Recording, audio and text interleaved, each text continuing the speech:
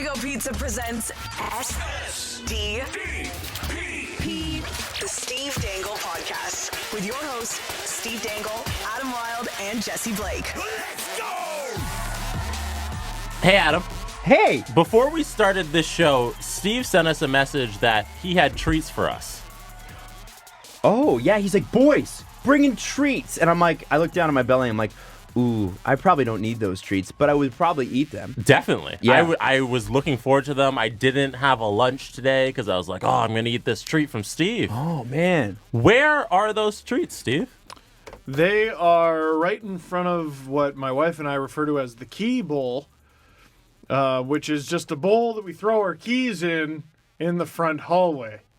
In Oshawa. In Oshawa. And not here. And not here. Do you because I was just so gosh darn excited to see you guys. You know how hard it is to eat something from here that's in Oshawa, right? Yeah. Yeah, I've tried it a lot of times. I'm always like, Berry Hill Food Company. Can't get it done. What was the treat? It was delicious Leafs sugar cookies that my wife got me for my birthday. Wow. Which is coming up. It's tomorrow. And they are, they're safe at home. It'd be a shame if everyone tweeted Steve that he was a fat bitch on his birthday.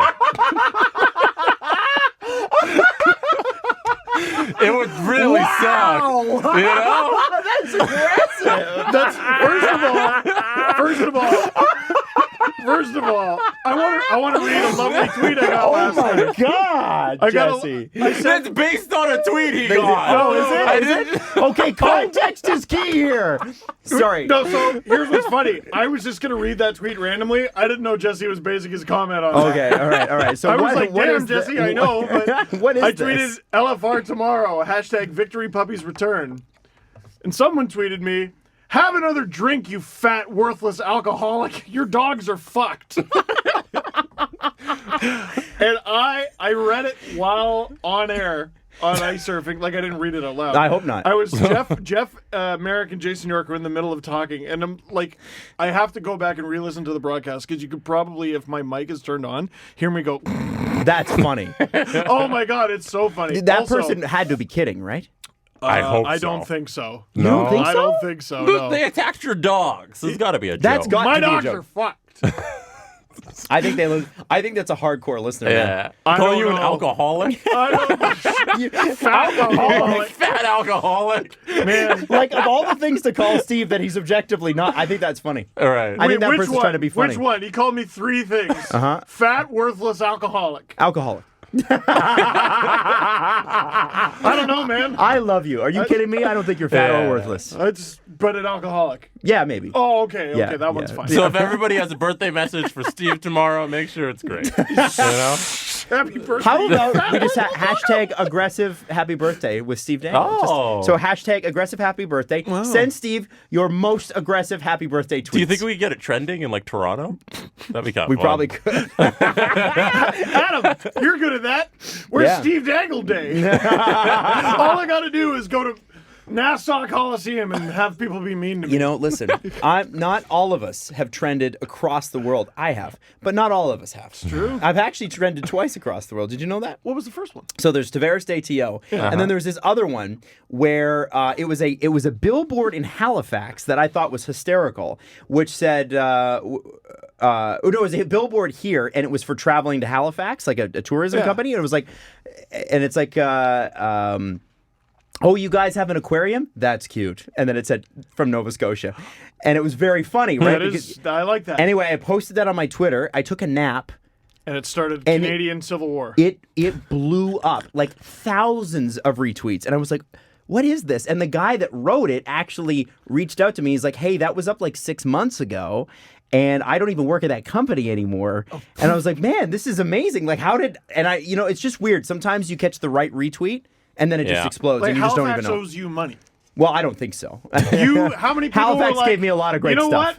What? Yeah, that's true. Halifax was good to me. It's a wonderful place. Yeah. On the fat, worthless alcoholic front, been going to the trainer. Been feeling real good about myself. We haven't Okay. told you about Steve's trainer yet, but anyway. Back's been super comfortable. Everything's great. Great. Yeah. But I'm like, you know what? Just to keep myself honest, I'm going to jump on that scale for the first time in God knows how long. Right? Oh. And? 227. which down from What a mistake. Oh, down? Is Or that up or down? 227 is the biggest number I've ever seen, which makes me go, holy shit, what was I just before Christmas? Well, the biggest number I've ever seen is 240. I 250. must have been around 240. Yeah, and that was when I was like 18. Wow. Bloated. You were 240? 240, Adam, 250. pretty big. Yeah, I was. Yeah. I was. I'll show you pictures. Like Well, it was your can't miss workout.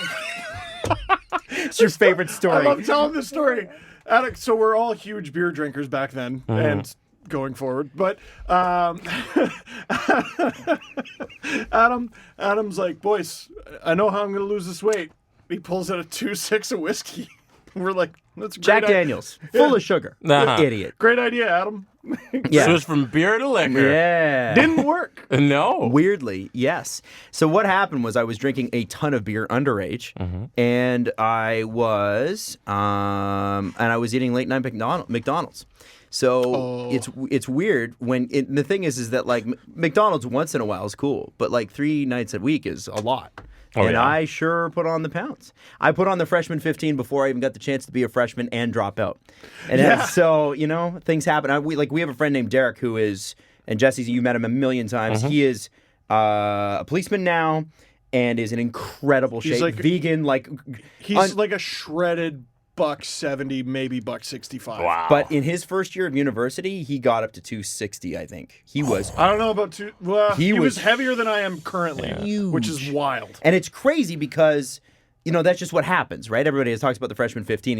And he showed me a picture, and I was like, dude, oh my God. I know. Oh my You God. wouldn't recognize him. I've You'd think it been was two really different people. lucky because I was like a fat kid.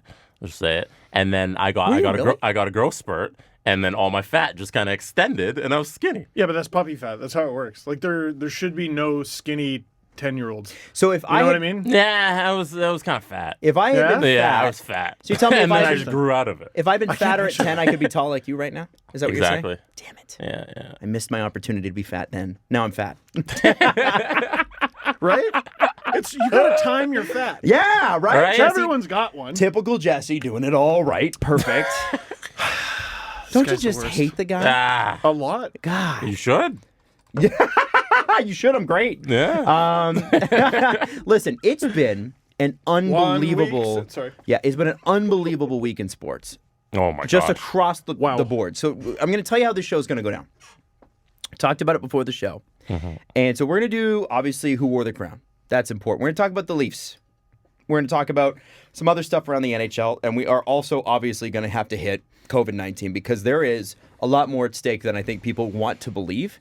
And I don't care if you want to be that doesn't bother me guy. What do you call him? I think Not bothered by anything guy? Not bothered by anything. Right. guy. Oh, we're being hysterical or whatever. Listen. The media. Yeah. So here's the thing with the media. The media repeats what the World Health Organization and what the Canadian and the CDC, I don't know what the Canadian one's called, but I know the CDC in the States. We're just repeating what they're telling us. The entire sports tournaments and leagues have ceased operations. Right. And one thing about them is they like money. Yeah, it's crazy. And I feel like this might be serious if they Right. shut down. Right. So we're going to talk about that a little bit later in the show. But for now, let's get into who wore the crown. I like that version. Live generously, and life will treat you royally. Why not pour yourself? Ooh, why not? It doesn't work. Why not Doesn't put work. yourself and a friend Doesn't a work. crown royal? Because we're going to talk about who wore the crown, where we, with the help of you, recognize one of the Leafs players who gave it all for their blue and white. Last night it's against the Lightning. That's what we're talking about. It's our town. It's our crown. We beat the Lightning twice in 2 weeks. It's not about what you have, but what you have to give. So let's crown that Leaf who gave it all for the team. Brought to you by our friends at Crown Royal. Live generously and life will treat you royally. Let us get into this. Steve Dangle. This is actually a tough one. It's a very tough one. But before the Big Four, one thing we talked about for a while was the Leafs leadership group being 3 guys. And it's obviously not quite this anymore. But there was a little clique. And it was Austin Matthews, Morgan Riley, And Matt Martin. and Matt Martin. Matt, keep the flies off of Martin. Absolutely. Keeps the flies off. Frederick Anderson. I would say at least 2 of those guys could be up for the crown today. Matt Martin? He's one. Okay. Carter Verhaeghe. Carter Verhaeghe. And the other is Carter Who Verhaeghe. looked really good last night, Who by had the way. 8 breakaways for some reason. Carter Verhaeghe's very fast. What the wow. hell? He's a great player. Yeah. Lou missed the boat on that one. Yeah. He was wrong. Yeah. He was right about 4 of the 5 guys in that trade. So close. So close. So close. Who knew that selling off 5 prospects, Yeah. one might come back to bite you? He was. You know what? I'll give Lou credit. Not bad. You don't throw away all your magic beans. You know what? I'm going to give it to Freddie Anderson. Yeah. I'm going to give it to Yeah. Freddie Anderson. The Leafs played a very good game against Tampa, I thought, but there were a few fire drills, man. And the second period was awful, and there was at least one really good save he had to make in the third. So the Leafs played better in front of him, but they were still far from perfect. And Freddie's last 3 games have been really good. And out of his last 3 games, the only one he's lost was the one he got a shutout in. Weird. Because the National Hockey League. I'm going to give it to Freddie. If he keeps playing like this, the team will score more around him. And all of a sudden, the Leafs become formidable again. But until they put it all together, it's wait and see. But he was great. I'm glad you picked Fred because I think he deserves that. You know, I think we've been rightly, no matter how much people protest this, we've been rightly critical of his play. Stop the puck, man. Yeah, and Yeah. which, you know, fine, he's done that for years. But it's okay to admit when a goalie has a bad couple months, and he has. But Couple months. Not weeks, months. He was bad from January to about the start of March. And you know, I will say the Western road trip, Great. the one game he played was great. Jack Campbell was great too, and we said that. That's what we need to see more of, and we need to have that sustained. The Leafs live and die, as Nick Kiprio said years ago on this show, by what Freddie Anderson does. They will go as far as he will take them. Now, one thing I'm going to give mine to Morgan Riley. And the reason I'm going to give it to Morgan Riley is there's a couple missteps here and there in the first period. He fell, this and that. The guy missed 2 months and came in and was the best defenseman on the team. Wasn't it ankle injury, too? Yeah, he broke an ankle. And so, Jeez. you know, it's funny that, or did he break his foot? Doesn't matter. It still hurts. I think Muzzin was foot. Okay. So, And now it's hand. I don't know or care what he broke, to be honest, because it doesn't make a difference. You're talking about mobility. You're talking about loss of, you would think, loss of some conditioning, right? If you break an ankle, you're not doing power squats anymore. You're not running anymore. You're not skating anymore, right? Biggest minute eater on the team. Right. And for as tough as everybody was on Morgan Riley, when he went down, this team sure struggled. And when you see him out there, there is just, I don't even know if it's just him, but there's a confidence that the team plays with when he's there that is just different. That's I was sort of alluding to it in the video today. Like, it's not saying John Tavares was the wrong choice for captain. You need more than one leader to get anywhere in the National Hockey League. Morgan Riley carries himself like a captain. He does. And he could absolutely Have been captain. Be captain one day, go somewhere else and be captain. That guy's a leader. Mm-hmm. And so Morgan Riley, you get the crown. You stepped in, and you were the best defenseman on the team by far. It was great to see some of the other guys step up. You know, Travis Dermott looked good. Cody Ceci was there. Someone tweeted Cody Ceci is at his best when he's in human meat shield mode. What? In the first period, I guess he blocked a really big shot. Yeah. Yeah. But Riley and Ceci have been fantastic, according to the numbers. So, well, take that one. there you go. We can talk about that. Which means they're both equally good. They are. Yeah. They were, I believe, Riley and Hainsey, numbers-wise, were okay, too. Equally good. Equally good. Jesse. This is getting boring because I am trying to pick someone other than William Nylander. This bores me. But he continues to be the best net front player ever and score more and more power play goals. Yeah. Ever. Phil Esposito be damned. Yeah. Who? Exactly. Phil Esposito. Leander. You know what, You man? heard it. I was going to say Phil Esposito. Who? That works better. We can go with Nah. that. Does it? Yeah. I don't It's know. not great, Anyway, but we'll go with it. he showed up again. Scored number 31. How can you not give the crown to William Nylander? I don't. Very easily, stupid. Here's how. He gets my crown because he continues to score and draw penalties, which is also an underrated part of his game. Yep. How many penalties he's drawn this season? Net front goal. My crown goes to William Nylander. Willie is able to hold on to the puck and actually skate with it for a while without panicking. Where Kapanen does a different version of that, which is faster and feistier, but he's got to get rid of the thing. Yeah. And he sort of goes back to Old Faithful, whereas William Nylander, you never, as a defender, you never know what the hell he's going to do. The puck sticks on his stick a long time. Yes. Like he'll enter the zone and he'll just hang on to it and nobody really takes it from him. And he does something and usually leads to the best goal we've ever seen. Ever. And I'm going to just go out here. I'm going to go out on a limb and break our format here. Can I break format for a second? I don't think Fourth you're allowed. crown? I'm gonna fourth crown, and I'm gonna crown no. I'm gonna crown a journalist. Whoa. I'm gonna crown Christina Rutherford.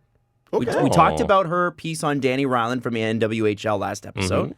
She tweeted this: "Our feature on Danny Ryland and women's hockey was the most read big read on a single day in Sportsnet history." Wow. You know how hard that is? Like, think about, come on. That's unreal. huge. And that goes to show, A, great writer, B, great subject, right? Yeah. There Yes. is interest in women's hockey, duh. But also, that, you got to read it. It's just a fascinating profile. Do you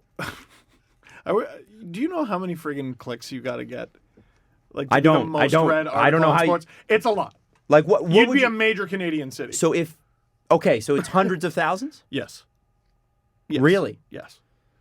Yes. Maybe not every day, but most days you got to be at least in the 100,000s to be in the top 5.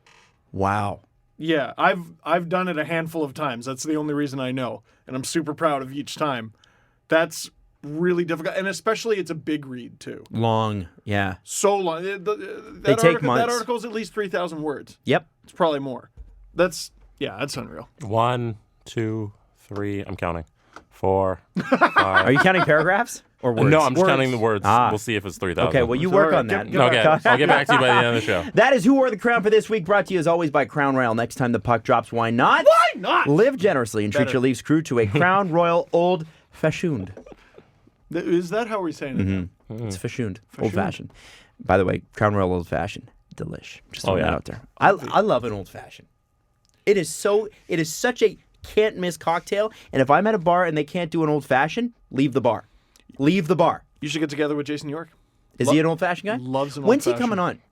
We got to get him soon. Because apparently he's got great stories. And apparently, Father of Jack York. Peterborough Pete's great. apparently he's Jason York, huge jerk. Heard nothing but terrible things. Like Immature literally- like Martin Marincin. Yeah. Oh, Remember that What? joke? No. Remember I called Martin Marincin immature? And that was a couple episodes ago. I don't remember. It was a joke then, and it's a joke now. Sure. But I've heard Jason York is He's one Ned of Flanders. I've heard he's a great guy. He's the nicest person on planet Earth. So he's on your nicest person list. It's a short list. Him, Jack Armstrong, like Pinball Clemons. Really? He's Pinball Clemons nice? I don't think anyone's Pinball No. Clemons nice. Okay, so he's up there though. A few weeks ago, I watched Pinball Clemons bring a room of people to tears at the Conn Smythe Gala. Just everyone. I've never heard a room of hundreds of people that quiet. Wow. Just, wow. Hey, everyone, Mike's talking.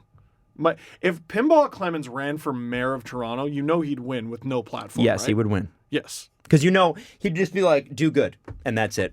Yeah. Just do good. And He'd get we the- all be like, you know what? Let's go out and do our civic duty for pinball. By the end of his campaign speech, I and all of his competitors would be weeping at how much we have wasted our life and how much potential there still is in it. I would just believe in myself so hard. Pinball Clemons, 2020. He is American. There's still time. Yes. There's still time. Pinball Clemons, save us all, please. Okay, so let's talk about this Leafs team that just beat Tampa for the second time in 2 weeks. And remember this is the same Leaf team that lost to the 3 worst teams in the West. Maybe the West is just that good. Maybe. It's still true. That thing we've been saying for 15 years has not altered one bit. Oh. But in all honesty, this is especially that first 10 minutes. Because I'm looking at the clock and I'm thinking, they haven't gotten a shot, 5 minutes, and I'm like, oh, that's pretty good. 10 minutes in, you've held Tampa to no shots. I know they don't have No shot attempts even. Right. Yeah. And I know they don't have Edmund and Stamkos. So what? But they have like that team is so deep. It's stacked, and also I don't feel bad for you. Like, that's just how it works. Leafs are missing these guys. Have you seen the people who are out of the lineup for Colorado? How are they playing the NHL right now, let alone winning games? Steve works with a guy named Drew. Producer Drew. Who does the Dang It videos. Yes. And I don't care about the Colorado Avalanche. Wow. So there you go. I thought we were talking about the Leafs. Yeah, I thought we were talking about an important team. Get out of here, Drew. It's crazy. No, you know what bothers me about the Avalanche is I was so pumped about Mikko Rantanen's season, and he just twice injured. And Kadri's going to be injured. And McKinnon now 1 to 2 weeks injured. Grubauer's the number one injured. And Cale Makar going to win Rookie of the injured. Mm-hmm. Unbelievable. Everybody. I'm trying to think of an equivalent. Oh, I don't think there is. It's like if Matthews, Marner, Hyman all went down, and Riley went down, and Freddie went down. And that's not even their whole list. And they're still in it. Don't feel bad. Don't feel bad for you. I feel a little bit bad for Jesse, zero sympathy, Blake. Why? No, none? Zero. Zero. Never mind, he's right. What would you call them? I would call them, we should continue talking about the Leafs game. True. Fair Good point. So 10 minutes in, there's not even a shot attempt. And... even on the and then the first one came on the power play. And it ends 16-1 in the first period, was it not? Shot 16-1 at the time of Nylander's first goal. There you go. Or only goal. And that first power play from Rasmus Sandin and because he was in the box or whatever. I'm just thinking even the penalty kill looked good. Now second period, it's looked way way better. Second period, you get into a little bit more of these Leafs. Right. And so Carter Verhaeghe has a couple breakaways, and there's some, again, Carter Verhaeghe, like a guy that you just never thought you'd hear from again, but he led the AHL in points and goals last year. 82 points in 76 games. That's crazy. Third round pick from 2013? I think even longer ago than that. He's 24. He's only got 13 points in, I think, 52 games so far, but in a super duper depth role for the Lightning. That guy might be a player yet. I wouldn't be surprised to see Carter Verhaeghe score at least 20 goals in the NHL. With wheels like that? Sure. Oh, my God. Round 3, 82 overall, 2013 NHL draft. There you go. There you go, Adam. There you go. Got lucky. That's the Gauthier draft, by the way. Oh! So what would you have taken, Gauthier or Verhaeghe in first? I'd rather have Goat. Neither. How many career goals does Goat have? Because Verhaeghe's got 9 this year. I want to know if Goat has as many goals as Carter Verhaeghe. It's close. I know for a fact it's close. Jesse, all you type in the search bar, and what do you? It's faster if you use Google. Google. Can we get a new producer? Faster if you use Google every time. How many career goals does Goat have? Yeah. 13. Still the champ. Frederick Gauthier, the people's champ. I love Freddie. I'm just... Me too. No, it's just... Yeah. I'm a big fan of Freddie because he's a tall hockey guy.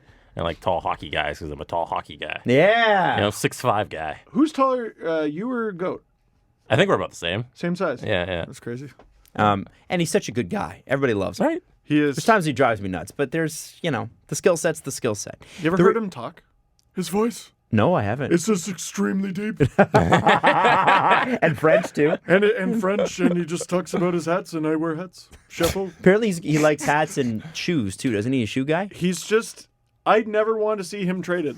If the Leafs ever can't get him into the lineup, I want him to replace Carlton the Bear. I don't know. There's something about... They're the He's same too tall to be size. Carlton the Bear. They're the same size. Have him wear the... I'm the Bear now. So, the third period, Freddie has to make some saves again, but the Leafs look a little bit more balanced. Much better. And, it's funny because there were times in this game where there were the thing that we have wanted for the Leafs for the last 18 months since John Tavares was signed, now I guess it's more like 20 months now, is the constant wave of offense.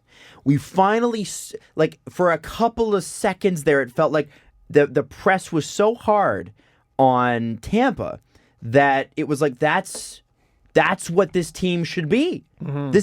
We're getting a glimpse of what this team should be. The Leafs brought the game to them. There were 9 penalties in that game. That's a lot of penalties. That's a shitload of penalties for a Leaf game. Yeah. And the power play has finally switched some stuff up. Now, they're still doing that stupid back pass thing. And I was watching the broadcast last night, and Ray Ferraro nailed it. He's so good. Ray Ferraro said, I don't understand the back pass if you don't have speed. If you do not have Right. speed, it doesn't work. And the reason he gave was because essentially all they have to do is stand you up at the line. And Tampa was trying to do it to the Leafs too, and they were slowing down and doing the back pass and whatever. That to me was the worst part of the California trip, is their power play. There were so many parts of their game that were lacking, but they did all right. Their power play was awful. I couldn't watch it. It wasn't that they weren't scoring. They weren't even getting into the friggin' zone. That's the problem. It was right? awful. And when now that they do with Morgan Riley back, but with Mitch Marner high, Yeah. it seemed to work a lot better. It just seemed like they have the ability to kind of just shift it. Like if you were to look at your hand and there's 5 people in your and you're looking at it like that, you kind of shift it a little bit. I understand what you mean. It just seems like they shifted Mitch just 20 feet back. And I mean but he was down low when he got the puck to Matthews for the game-winning goal. It still seems like they can do other things. And the problem for me watching that power play is I knew every time what was going to happen. And I'm not a smart enough hockey person that I should be able to figure that out. They should have 1 or 2 or 3 plays. Or like just a couple wild cards. Yeah, those are your plays, and then every now and then you do something ridiculous. Yes. I 100%. To me, what stood out about the power play, Mitch Marner had an excellent game, and part of it was he didn't let Tampa get set up. He made them panic. Maybe Tampa didn't play them that well on the penalty kill. I'm not sure, but the quick decision making led to the Nylander goal. He throws it in front right off the face-off. John Tavares tips it. Nylander gets the rebound, and then the Matthews setup is hilarious. It's hilarious watching Matthews with that much time and space. Tampa is waiting for him to pass it. All 4 penalty killers are looking at him and converging on him slowly. But Mitch just takes a couple little stutter steps into the slot, make it look like, I might shoot. And then as soon as he sees the little sliver of light, gives it to Matthews, and it's over. But that's Mitch's game, isn't it? Yeah. That's the Mitch Marner. That's what they're paying Mitch Marner for. Right. Yeah, here, I'm gonna send Jesse a screen cap for the broadcast of just the moment the Lightning realized they've made an egregious error. Okay. On the second goal. That's when I knew I'd fucked up. Yes, it's Ryan McDonough and Andrei Vasilevsky. Who are not? They're no slouches. They're very good. Reigning Vezina and Ryan McDonough. Mm-hmm. And it's just I can't wait for you to show them. It's just the moment of shit. Mm-hmm. Like that thing we didn't want him to do, he did it right in front of our faces while we were looking at him. So how sustainable do you think what we saw last night is? Because here, my issue with the Leafs thus far this season, and I think it's anybody's issue, is the inconsistency. Mm-hmm. So what we saw last night is what they can be. How far away are we from seeing what they can be on a nightly basis? So their next game is Friday? Tomorrow Against Nashville. Yeah, because you sound really positive about the team, but I'm a little upset because they didn't show up for a week of hockey last week. Yeah, but we fundamentally disagree on that, though. That they lost 3 games? No, I think that's facts. I agree that they lost 3 games, but I disagree that they were awful during those games. Okay, but they lost the games. Oh, I was mad about it. To the 3 worst teams in the West. Jesse, you're speaking my language. Also, let me throw it out there. The Kings have won 6 straight. Okay. They're playing good hockey. All right. I know. I get it. Yeah. So they show up for 1 game on a Tuesday at home. I don't forget about the week that just happened where they couldn't win. Totally. But I'm looking for the encouraging things. Freddie was good. What's confusing me the most, because the defense is playing a little bit better. I actually thought the defense was worse against Tampa than it was in any of the 3 California games. I thought they gave up way more dangerous scoring chances. I don't know. That's just from my eye. I don't know what the numbers are, and obviously they won 1 and lost 3. Right. Right. But what's concerning to me is the depth scoring is gone. And there were a few encouraging signs last night. Pierre Engvall's breakaway, ding, off the post. He had a couple really good chances in the first period. Dermott hit a post. Dermott hit a post. On the way out of work, I walked right by him. I was like, who's that 6'5" guy in a suit and toque? Engvall? Yeah. Was he eating off the top of a tree or? No, he was talking to someone. I left him. Like he could actually do that. I'm stupid. No, you wasn't. I need a coffee in my hand. Okay. No, so that's been really concerning to me. It's the fact that the bottom six can't score a friggin' goal. Well, we were talking about last episode Dennis Malgin, and He's cancel culture. what? He's not cancel culture. He just cancels anything bad or good. Oh, yeah. The fictional cancel culture line that I made, whereas we talked about three guys who just they don't do good, they don't do bad, they just are. And at times it's Pierre Engvall. At always it's Dennis Malgin. And Nick Patan was the other, who has good numbers, does nothing good, does nothing bad. He's just there. Cancels the other guys out. If you called up Nick Patan and put those three together, I would call that line cancel culture. He's like a bishop in chess. He's just I'm not smart enough to know what that means. Is the one that goes in the L. That's the knight. That's the horse. Which one's Bishop? Bishop's the one that goes like diagonal, and you're like, the triangle-y guy? No, well, he wears the hat, right? The hat. Are they He goes triangle-y? diagonal. Yeah. Okay, the triangle. Yeah, I find bishops to be useless, right? But they sort of you get 1 or 2 hits with them, but then they're toast. If you need to sacrifice somebody, you're gonna sacrifice the bishop. Right. Yeah. Because the knights are way more useful. But and I don't know what you're triangle laughing guy. at, Steve. Yeah. I think that's the appropriate term.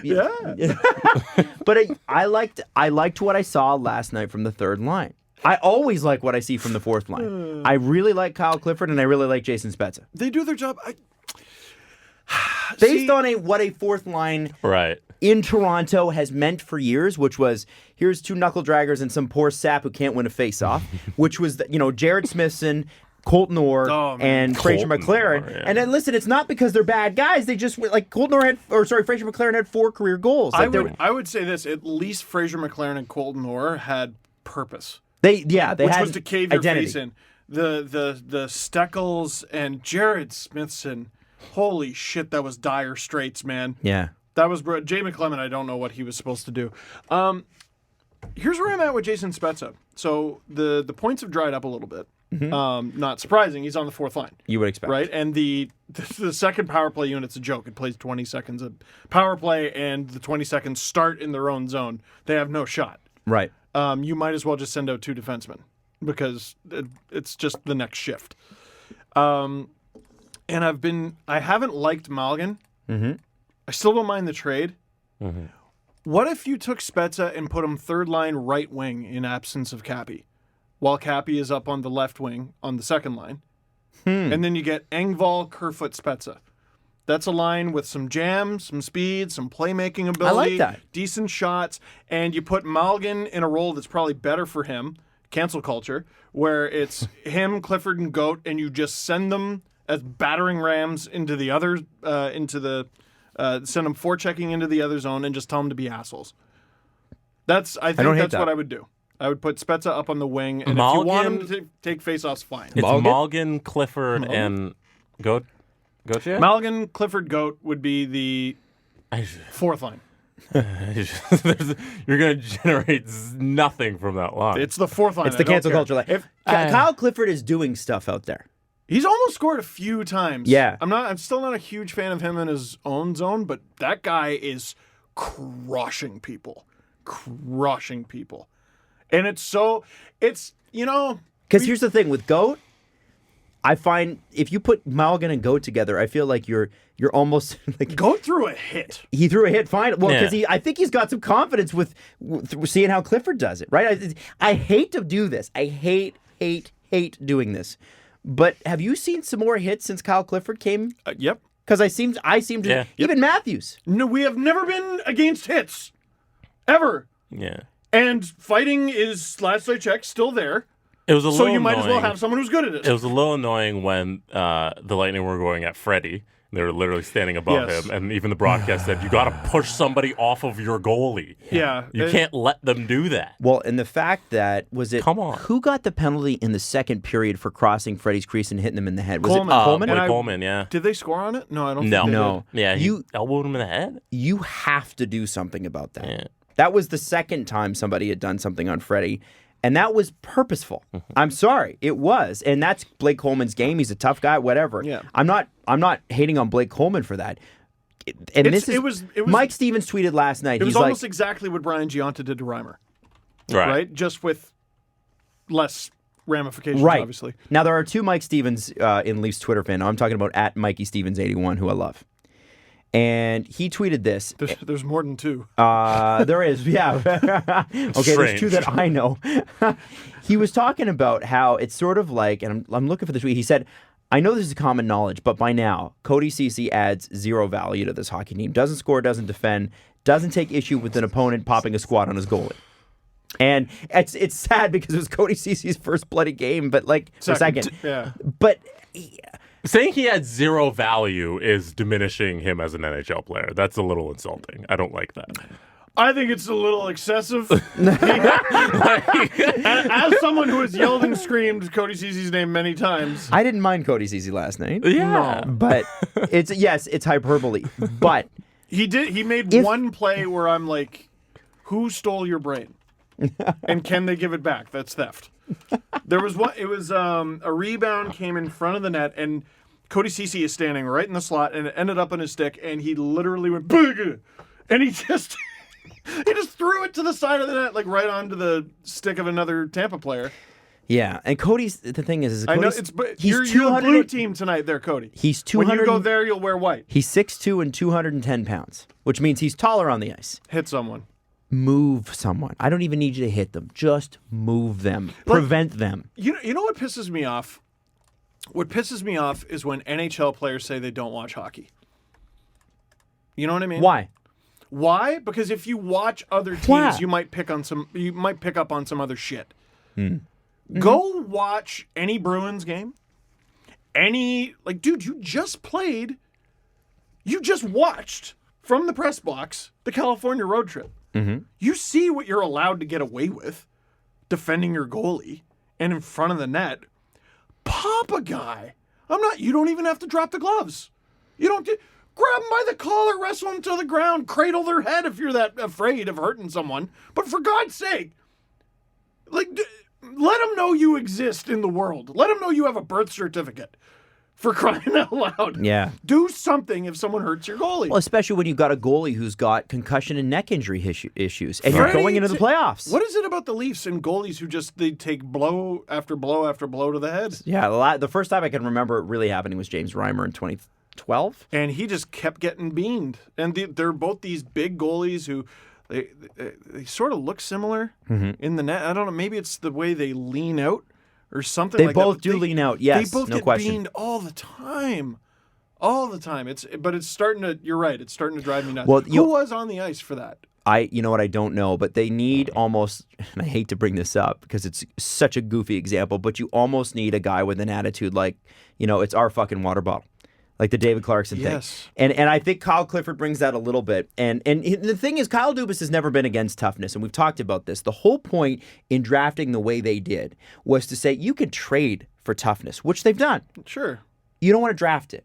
You want to get yourself as much high skill ceiling as you can, because if you do need to move some skill out, you'll be able to go get the toughness. But you're not trading toughness for skill the other way. You're not going to get a lot of value back for that. You know who's going to catch a lot of people by surprise? Well, it's hard to hide now, especially heading into the playoffs. Look out for the Philadelphia Flyers, man. Oh, yeah. Because they have an identity now. You know what to expect from them every night. They're back to the Broad Street Bullies a little bit. Travis Konechny is 5'3" and leads their team in scoring and will, in every situation, give you a little stab with his stick and a smelly glove and probably bite you for sustenance because that's what he does.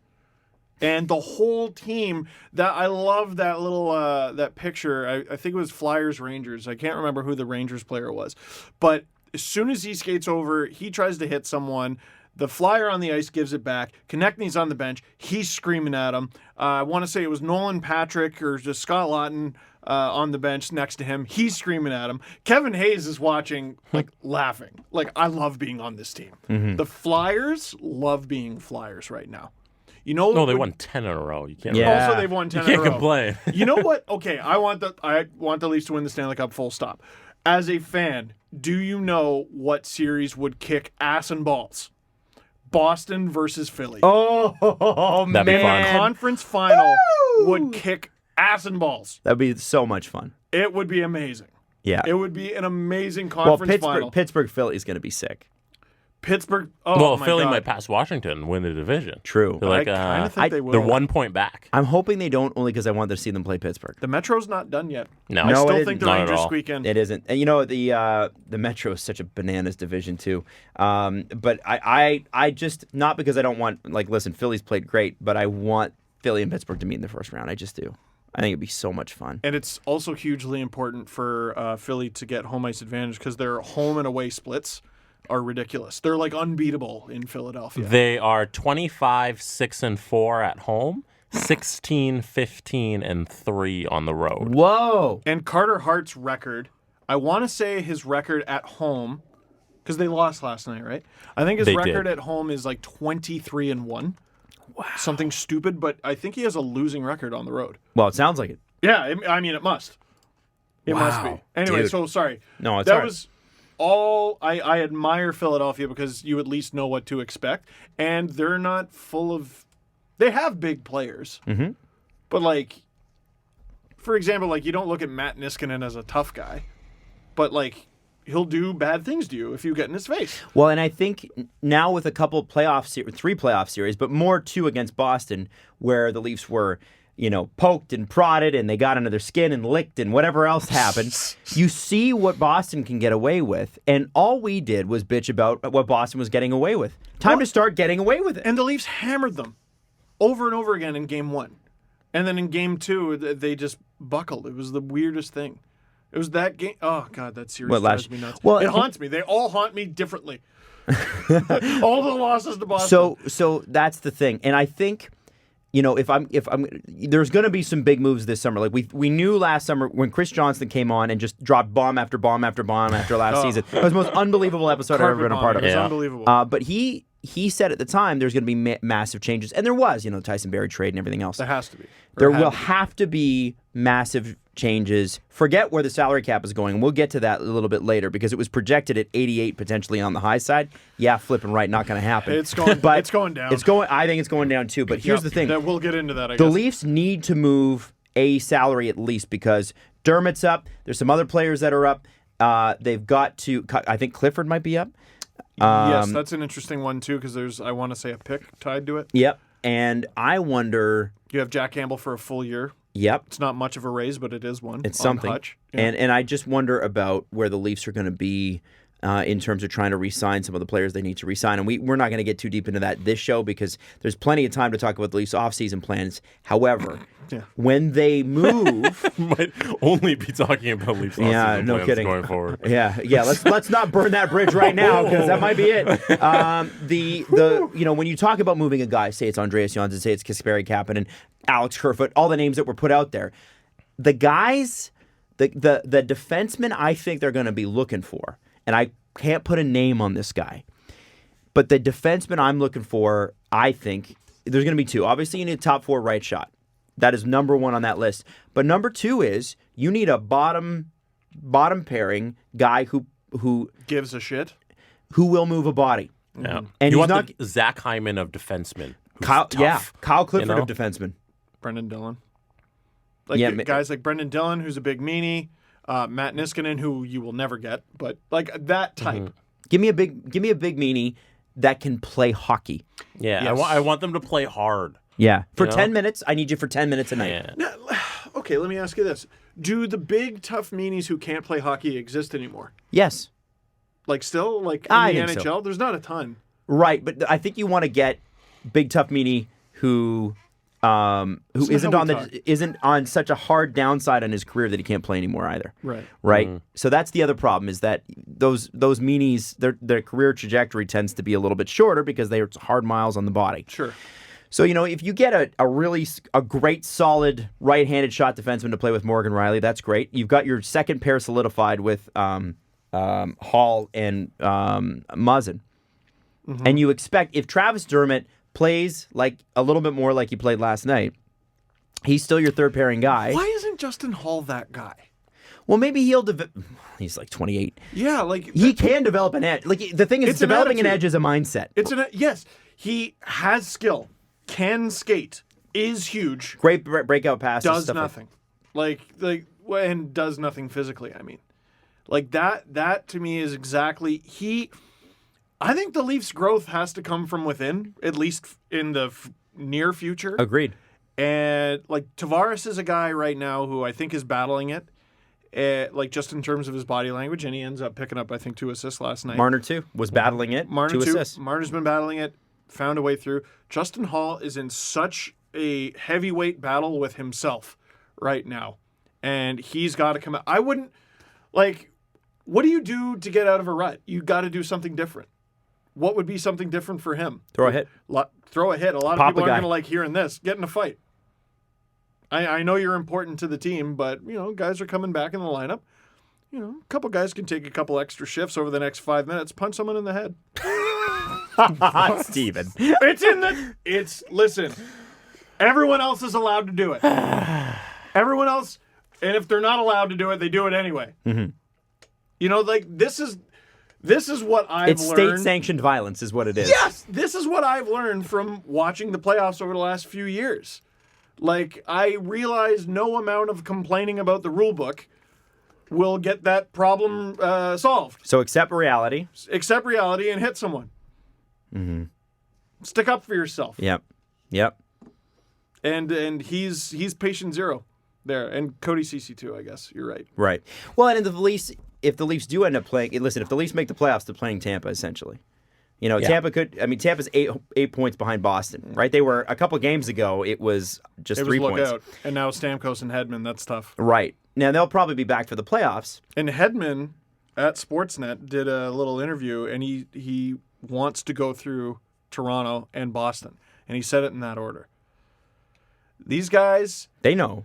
They're not stupid. They know, but part of me wonders, are they doing the same thing they did last year? What do you mean? He's already talking about the second round. He's already looking ahead. Like, really? Are you serious? It's March 11th, Victor. Really? They didn't do that last year. Do you think they did? Did they? I think we did. I don't remember hearing an interview where they did. Well, I mean, look at what happened. They must have. Right. And also, Victor Hedman's probably upset because if he's healthy, that series probably goes a little differently. I don't know if they win, but... Agreed. I mean, look at the last 2 games. Would it be so bad if the Leafs got Tampa in the first round? Well, they're going to. Whether it's good or bad, they will. Yeah. And unless they don't make the playoffs and Florida does, and then Florida gets Tampa. Which is still possible. But that was the other thing I said in today's video. I'm like, if Florida wins their next game, or wins their game in hand, Leafs are still up 1. Leafs control their own destiny. Believe in yourselves, you bunch of vassals who drive me nuts for crying out loud. And then play great games like they did last night. So, Yes. What's interesting, that's interesting with the Hedman interview. Because I think there's a boogeyman appeal with Boston right now with the Leafs. And I think that's pretty clear. Wonder why. There is, yeah, exactly. There is such heartbreak associated with that logo and those guys. And I wonder if, not because Tampa's a slouch, they're not. But if you play Tampa, I wonder if just the mindset's just straight up different. You're not in Boston Garden. You're not making that short flight. It's just a different atmosphere. And Tampa plays a far more grinding game than they did in the past 3-4 years. Like, look at who Barkley Goudreau and Blake Coleman and Zach Bogosian, and Shattenkirk's not really a grinding defenseman, but he's a different player for them. I still remember him from the Washington series. Gimme Kevin Shattenkirk. Yeah, because you can get under his skin. Yes, gimme Kevin Shattenkirk. I just think it'll be interesting to see Toronto because maybe they still look at Tampa differently. Brains are weird, right? It's hard for a brain to get out of a thing. So mine's perfectly normal. If they feel like, yeah, sure, you especially. I think if they're able to go into Tampa and go, maybe we can outgrind these guys for this. Well, and can you imagine and they've what it would do? beaten them in the regular season, right? Imagine what it would do for the Leafs mentally to beat the Lightning. For so many of those guys, it's their first ever playoff series win, and then they go at Boston. Mm-hmm. I'm looking ahead. But I have a hard time looking at an 8 seed versus Tampa will be, I think, like the 3 in the conference and being like, yep, you know what? Confident in that 8 seed knocking off the 3. I'm with you. Happened last year. It did, but that was 8 versus 1, and what are the odds? It's rare. Well, there's a reason we still talk about it. Exactly. And there's a reason you're bringing it up. Unexpected. Let me throw this at you, too. Goal differential for Boston, plus 53. Goal differential for Tampa, plus 50. Goal differential for Toronto, plus 11. Different class. Wow. Bit of a different class. Yeah. Yeah. So can I throw this out there as Sure. a big dumb lug? when it comes to the standings, I don't pay attention to the standings. well, I Said every I don't NHL player ever. give a single solitary shit about your record on the season. Final 25 games. That's all I care about. What? How? In what way do you mean that? Well, how do they line up? How would they line up if the playoffs were just decided on your last 25 games? Right. So, like, for example, like we look at some of the upsets from over the years. Columbus versus Tampa. That one's maybe not the greatest example on account of Columbus actually really struggled to get into the playoffs. But they juiced up at the trade deadline. Mm-hmm. So to me, it wasn't weird that they were able to find another level. The number one example to me, this team barely squeaked into the playoffs. Mm-hmm. They were 11th place in the West, back when it was still a 1-8 system, I think. They were 11th place in the West when they made a significant trade, and they were second place in the NHL from the time that trade was made. LA? LA. They got Jeff 2011. Carter, and they were the second best team in the entire league, and they played the President's Trophy winning Vancouver Canucks, and they beat them in 5. Because they could finally score goals. Yes, if the Leafs, who have been way up, way down, if they have a great final dozen games, I'm not going to give a shit what Tampa's record on the season is. But I think that's why Columbus was able to have that edge in that series, right? Because they fought and fought and fought and fought. And got in. Well, and here's where they're at right now. Columbus is in the exact same position. They're not out. No, It's they're in the wild. second wild card. And here's who they're facing if the playoffs start today. Boston. Oh. Now, that's a tough series. But you have to wonder, with most of the players left over from last year's team, and it's a real loss that Josh Anderson won't be playing because he's such a SOB to play against. Yeah. But Columbus-Boston, although everybody gives the edge to Boston in that series, I think if that actually ends up happening, it's a very interesting series because they do play a similar game. It's a Boston, great John Tortorella series. Oh, yeah. The only way we beat you is if our goalie plays bonkers bananas and if we beat the shit out of you. On period And that's 1, 2, 3, potentially overtime, and maybe even in the parking lot. Yeah, and it might be Torts going at Bruce Cassidy. You never know. Why not? Money on Torts. But him and also- his vest. The Islanders just need to pick up 1 point in their 2 games in hand to pass Columbus. So Look at the Rangers. I know the Rangers are right there. Look at the Rangers. DJ Crazy. Zbad. He's taking over the East, baby. DJ Zbad. Man, what has he had? 18 goals? Or no, 23 goals in 22 games since the All-Star break? Wow. I think something like Just that. insane. Insane. And I want to say 9 over the last 4. Now, before we take a look at the Western Conference, because I do want to do that, I want to say, hey, listen, we've got a new partner on the show that we're very excited about. Elite Prospects. Oh, yay! We're announcing that? Yeah. So Elite Prospects is we've partnered with Elite Prospects just to give you, obviously we've got the draft coming up, and you're going to see a lot of stories about that. But what Elite Prospects gives you, I think you already know. If you're listening to this show, you've probably been on Elite Prospects a million times. Have you seen this? Have you read about this? Yeah, have you read about it? Brand new site? No. But in all honesty, they have a premium service. And there's some really cool features with this that allow you to get that sort of edge in just sometimes, you know what? Sports sometimes is really just about knowing more than your friend, right? A little bit. You know what I mean? Gives you that little bit of edge. So what EP Premium gives you is an advanced player search filters. You can do custom lineups, you can bookmark things, and you get access to rosters from around the world. And one of the things that they're really great about is European League stuff. Like, obviously, they're great with the NHL. You already know that. But they have rosters and player information. They can tell you what agency they're a part of. That's pretty key. Yeah. That's extremely key. It's underrated. a big deal because Underrated. who your agent is, and you learn a lot about the game based on the player agents. I want that player. Looks at the agent. I no longer want that player. Right. Exactly. There's full access to articles that they have there, scouting reports at the EP Ringside, which you should check out, NHL team depth charts, and in the system list. So if you're interested and curious about, and every site's going to have something different, but EP Premium has such an in-depth look at each prospect. If you're interested in the system, if you're interested in who your team should go after and who they should draft, they've got brilliant analysis on that sort of thing. They've got all player game logs from the NHL and the AHL. That's my jam. Love game logs. Isn't it great? Yep. Transaction notifications, no ads, no pop-ups, and you can manage and verify your own EP profile. And there's also stats cards and player profiles that you can export to a PDF or Excel. Basically, if you're a nerd for hockey, which if you're listening to the show, hi, you need EP Premium. Yep, but I don't want to pay for it, says person who has Netflix and Crave and Disney Plus and everything else. Like, dude, And PlayStation Plus. If you're Right. if you're listening to the show, you probably spend a lot of time doing this. It's probably worth it for you. Yes, absolutely. So check out eliteprospects.com. Check out their premium service. It's just it's crazy the information that is available. Like you think about 2012, 2013 when the advanced stats debate really started, and that's kind of when this show started too. The things that we have access to now versus what we would have had 10, 20 years ago is unbelievable.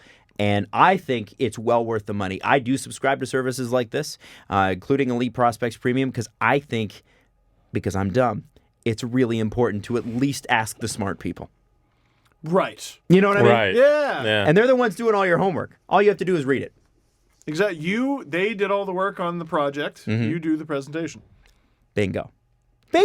Speaking from experience. Actually, I didn't either. I did not excel at any.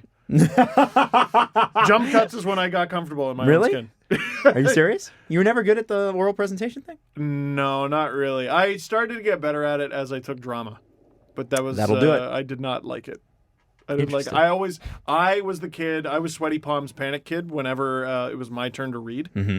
And I would try to read ahead in the book and like, okay, how many kids are in front of me? And okay, I know I'm going to get this paragraph. And if I was wrong and I was on a different paragraph, shit!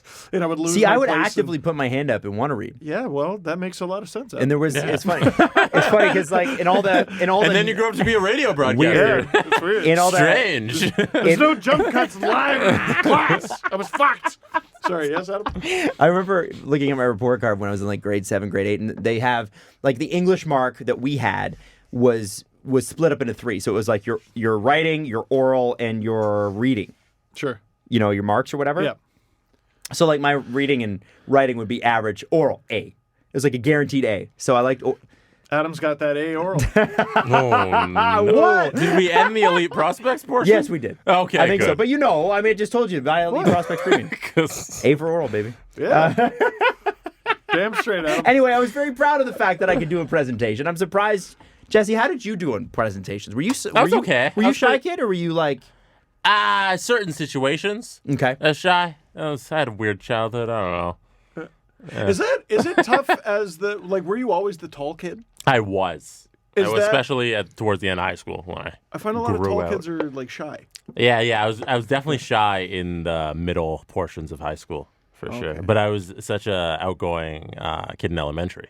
Really? So it's kind of topsy turvy. So it's interesting. So Yeah. Tim Grover, remember that book I told you guys about? I think He's the guy that trained Kobe and Dwayne Wade and Oh, you know, all yes. those guys and Michael Jordan. So he says in that book that the extra tall NBA players tend to be super shy and super Taco Fall seems shy. yes, shy funny. and self-conscious because of the way people look at them. Is that how you Yeah, felt? because you're special, you know? You have this thing that nobody else has, and you're not like anything you're looking around at. So yeah, there's definitely a otherness That's when you're really interesting. when you're really tall. I always thought they'd be like, yo, I'm going to fucking dominate everything. No, it's because I think as humans we tend to go towards groups and like-minded people, and then you're not anything you're looking around, you know? So you definitely stand out and you feel a little awkward. Interesting. Especially and then you're a teenager. Yeah, too, you're awkward anyway. you know? you You're just remember- adding on to your awkwardness. Do you remember it was a Marley's playoff game and we saw a guy who was like at least 7 feet tall and like 400 pounds, something like that. He looked like the Big Show, Okay, no, not really, but and people were just continue. taking pictures with him. He wasn't like He was just a guy. very large. Yeah, That he's was a it. large human. So you don't want that. You don't want to be. You don't want He is people the to think biggest of person you. I've ever seen in my entire life. Granted, but I wouldn't take a picture with him. Right. That's a little. Hey, I can see how different you are. Yeah, Let me point that out and take a picture of you. yeah, that's a wild I feel thing bad for someone the, to do. I feel, Yeah, feel bad for the guy. me too. Yeah. Totally. Totally. Man, that's wild. Listen, we got to talk about the Pacific Division. My favorite division in all of sports history. We don't have to, said the person from Toronto. Next. No, no, listen. So Thatcher Demko stole a game for the Canucks last night. It was amazing. And they needed him to. They needed him to, and it's great to see him rise to that level. Listen, I want the Canucks to make the playoffs. Like, I really do. I work for Sportsnet, and I can say the same. No, also, go Jets. Yeah, well, the Jets are... So here's how the wild card looks right now. Nashville, 69 games played. Boo! 78 points. And Nashville are my enemies at the moment. Vancouver, 69 games played. Nice. 78 points. Winnipeg, 70 games played, 78 points. Woo! Minnesota, Boo! 69 games, 77 points, and the Coyotes falling out of it with only 74. Boo! Crazy. But the Pacific Division's interesting because, well, first off, I had this, somebody just sent me this tweet. It's from a guy with 100 followers at Burnt Reynolds. And he said, put together Louis Erickson, Jay Beagle, and Sutter on a line and call it the West Coast expense.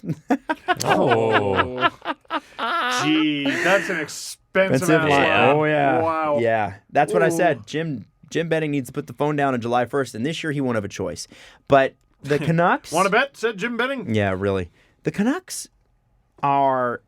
They're the team. How can you not cheer for them? Well, and they got Besser back. Yeah. That was the big thing where I'm like, well, if they even make the playoffs, what's the point? Mm-hmm. If they get Besser back, Toffoli, I think, has been good. Certain guys are playing the best hockey of their lives, and Jakob Markstrom's in there. The Canucks can catch you off guard. Yes. And get at least a round deep, Well, and so then it's anyone's let's game. say the playoffs start today, okay? Sure. It's game 69, game 70 for everybody, whatever. Nice. If they play the St. Louis Blues, who they would be playing, That sucks. tough. That's a tough one. If they get into the second wild card spot, they play the Colorado Avalanche. Now, you say Ooh, crazy, baby. but it depends on where Colorado's at with the injury situation, does it not? I mean, I know Colorado Hugely. continues to win, but if McKinnon's out, Rantanen's out, Grubauer's out, even though Francouz has been great, Makar's out. Not saying that they won't be back for the playoffs, but even then, are they really even at full strength? Because we're a couple weeks away now. 100% healthy, I think Colorado's my team to win the West. They just aren't. They just aren't that, right? So Right. what's it going to be? The way they are now, Vancouver can absolutely beat them in a 7-game series. So St. Louis, Colorado are duking it out for the Central Division. If they played a team from the Pacific, it'd be Vegas. A Vegas-Vancouver series would be interesting to me. Because they know each other really well. Mark Stone is a huge wild card because he's out right now. Right. I almost like as much as Vegas loaded up on goaltending, the way Markstrom's played this year, assuming because Marc-Andre Fleury and Robin Leonard together, pretty dangerous tandem. Yeah. And it worked out It's well unreal. in Pittsburgh when they had a dangerous tandem, including Marc-Andre Fleury. Not bad. But Vancouver healthy, with Markstrom healthy, I might give the edge to Vancouver. It's complete. You don't think so? These playoffs are completely jump ball. Who knows? Well, I mean, every playoffs technically is, but I don't know who to pick because the amount of injuries and the significance of them are insane. My two preseason Cup final picks are shot. I picked Colorado and Carolina. Carolina doesn't have Hamilton or Pesce. Oh, that's not even fair. How and they're many still teams in the NHL can survive losing either one of those guys on the right side, let alone both of them? And they loaded up, and they got Vatanen, and I think he's out too. And they got Trocheck. They loaded up. They should be a Cup favorite. They might still be. It just when's one of those guys back. Like Hamilton, I think is out long term. I think he's isn't it? done. Oh, you think he's done for the year? I think he's done for the Oh, year. that sucks. It's brutal. It's brutal, but Because what are you going to do? Here's the thing. Like even Pittsburgh doesn't even have Gensel. We haven't talked about that in months because Pittsburgh's been so good. But now that they're falling off, they could use Gensel. And well, listen, it's what happens when you lose Patrick Marleau. It's true. Look at what's happened to Carolina since they lost Patrick Marleau, and look at what Haven't happened to been the the same Sharks. since. In fact, I tweeted jokingly about that because John Scott was on Good Show yesterday, and he said, "Well, you know what's they were asking me, what do you think happened with the Leafs?" He's like, "Well, losing Patrick Marleau's tough." And it's like, well, Sure thing, they're done. hasn't helped Pittsburgh since he showed up in Pittsburgh. Looks handsome. He does look. In the I love uniform, Patrick Marleau. right? It's not his fault. Hey, all three teams to have lost Patrick Marleau over the last 12 months are not on pace they're on pace for less points than the year before. Whoa. San Jose, Carolina, Toronto. All of them. It's true. Maths. Quick maths. It's indisputable fact, actually. Once again, I am right in my analysis. And guys, we're getting closer and closer to a Calgary-Edmonton first round. Mm-hmm. God, I want it. Like, if the universe, please do not rob me of this. I want to go to there. I want to go to there big time. Now, I don't know how either team comes out of that series and wins a cup. Because I think they'll be damaged. Yeah, you'll all have at least one fewer limb. I just don't know how you do it. It's conceivable in these playoffs. We get a Philly Pittsburgh, we get a Calgary Edmonton, and potentially a Philly Boston. Dude. Do we look at that series and say Edmonton is the favorite because they have the two best players in the whole series, or do we say Calgary plays better playoff hockey than Edmonton? They do not. I say you don't think so? I like Edmonton a lot more in the playoffs. Yeah. You know what You know why I give Edmonton the edge? They're goalies. And I never thought I'd say this. Which is wild. Smith and Koskinen? Mike Smith is having this having a revival year, and Mikko Koskinen's played really, really solid hockey. For the most part. And he started the last, I think it's 4 games because he's on fire. Koskinen. Yeah. I can't even keep up. And Rittich, Big Save Dave, has his moments. Up and down. His stonks are down right now. And Cam Talbot? Really? No. You know what I mean? Yep. I give the edge to starter last time Edmonton made it. Exactly. I understand the dry saddle McDavid. I get it. Yeah. But to me, if they don't have goaltending, they're not in. Like last year, they didn't have goaltending. They have goaltending this year, and I give them the edge 100 times out of 100 because of the fact that they've got strong goalies, and they got a goalie like Mike Smith who's been deep in the playoffs. And Third round. Coyotes, 2012. It was an exciting time. Now, that was 8 years ago. It's a long time. But as a guy who cheers for a team with not a lot of experience going late in the playoffs, it does matter. How about this? Mike Smith was excellent in the playoffs last year.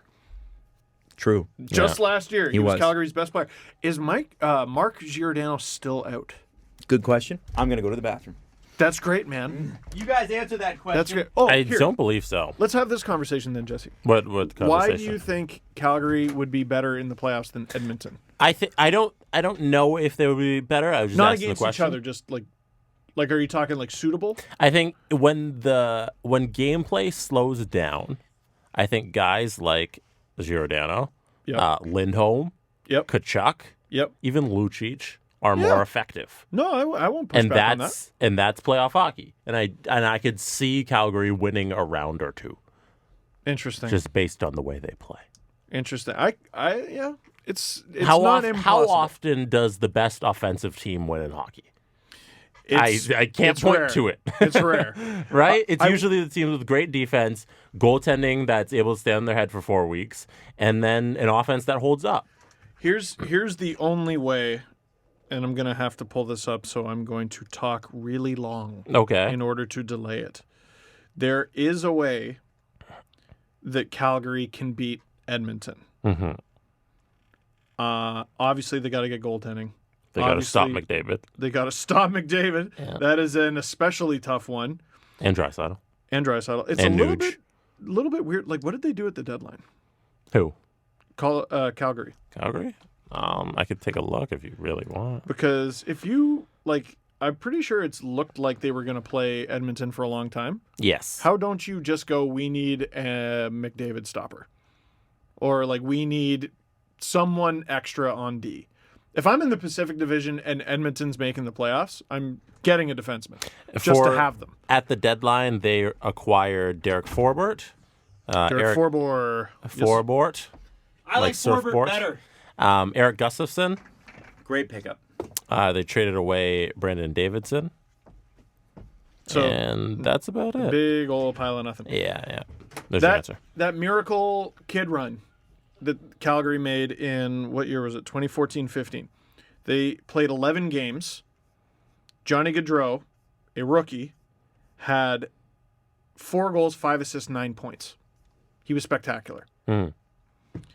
The following 2 playoff runs. This is half a decade ago. It's a very long time ago, right? So 16-17, Calgary made it. And last year, Calgary made it. 9 games total. They got swept and almost got swept last year. Right. So 9 games total. Gaudreau, 0 goals, 3 assists, 3 points. He, in the deciding game last year against Colorado, he had 3 breakaways, I think in the same period. And I'm not even sure he got a shot. think he might have missed all 3. He definitely didn't score on any of them. So if Calgary is going to have any shot, like, I know the best offensive team doesn't always win because the style changes. Johnny Gaudreau's got to fucking show up. I think if Johnny Gaudreau doesn't show up to play hockey, like he hasn't in the last 2 playoffs, as you just pointed out, I don't think they stand a chance at all. No, and Sean Monahan. Stars got to be stars, right? Yeah. Sean Monahan has been good, but last year even 1 goal, 1 assist. No. But part of I don't showed know up. if you could point at any Flames. part who of were what good, Right. no, I know, but other than Smith. part of what Monahan's points are going to be based on Johnny Gaudreau finishing.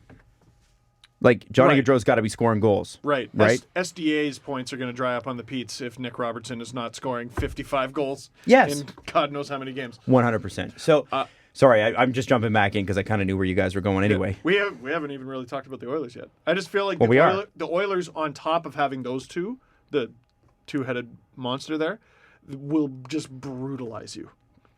Yeah, they're tough. Darnell Nurse is, whew.